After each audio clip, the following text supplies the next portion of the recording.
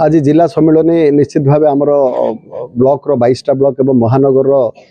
Team पूरा उपस्थित अच्छा एवं आगामी दिन में संगठन को तृणमूल स्तर को पंचायत लेवल पर्यंत आम केमती नहीं पारू तापाई आज आमर मार्गदर्शन कर राज्य पदाधिकारी आसचंती एवं तांको मार्गदर्शन रे आज गंजाम जिला पूरा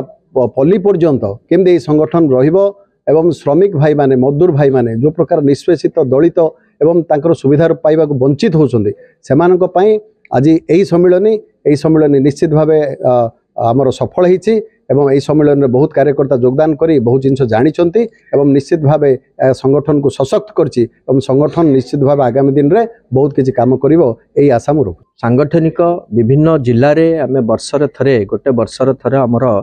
अधिवेशन करा जाय एवं प्रदेश रे 3 वर्ष रे एवं ऑल इंडिया लेवल रे आमे 3 वर्ष रे मध्य अधिवेशन करू तेणु से आधार रे आज आमे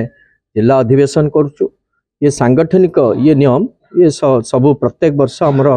कंटिन्यूटी चले किंतु विशेष भाव रे एथर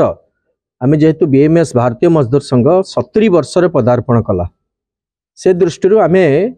जो बड़ी भाव रे भारतीय मजदूर संघर ओडिसा रे विभिन्न जिल्ला रे जोठी हमर संगठन अछि विभिन्न जिल्ला रे आमे को बड़ी हमर लक्ष्य रही आगामी दिन रे को बड़ी भाव रे में जोठी ब्लॉक स्तर पर्यंत हमर कमिटी अछि आमे आगामी दिन रे गाँ पर्यंत पंचायत पर्यंत को बड़े पहुँचबा ये हमर लक्ष्य तेणु से लक्ष्य रे आमे ए जो 70 वर्ष आमे पदार्पण करछि आज भारतीय मजदूर संघ से आधार रे आज हमर जो माने कार्यकर्ता गंजाम जिलार अंगनवाड़ी भौणी हंतु आशा भौणी हंतु विभिन्न कल कारखाना काम करथबा विभिन्न निर्माण श्रमिक भौणी भाई भौणी हंतु विभिन्न असंगठित क्षेत्र काम करथबा जो माने काम करछंती तथा बीएमएस रो जिला स्तरीय कार्यकर्ता सभापति संपादक एवं जो माने जिला स्तर मध्य कार्यकर्ता समस्ते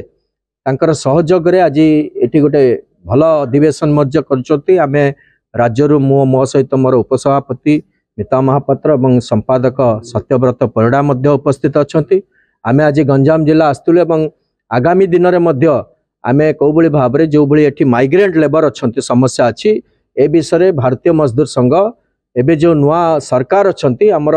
मुख्य दाबी होछि जे प्रवासी श्रमिकों पई स्वतंत्र गोटे वेलफेयर बोर्ड गठन करबा सेथि पई आमे जतल सरकार नुआ गठन हला आमे मुख्यमंत्री सहित भेटिकी हमर भारतीय मजदूर संघर प्रदेश स्तरीय समस्त कार्यकर्ता तांको आमे कहिचु जे जो बड़ी भाव रे जो माइग्रेंट लेबर जो बाहर को जाउछथि ओडिसा छाड़ी की और तांको ओडिसा रे को बळा तांको व्यवस्था करा जिवो तांको को बळा से को बळा एठी रही परिबे बाहर को जिबे नाही से दृष्टि स्वतंत्र भाव रे गोटे वेलफेयर बोर्ड गठन करातु एवं सेमाने मध्य एवं तांकर गोटे चर्चा आलोचना चलछि से विषय तांकर ऑफिसर लेवल रे सेमाने आमे आशा करूछु निश्चित भाव रे किछि दिन भितरे सेमाने किछि गोटे घोषणा करिवे प्रवासी श्रमिकों पई।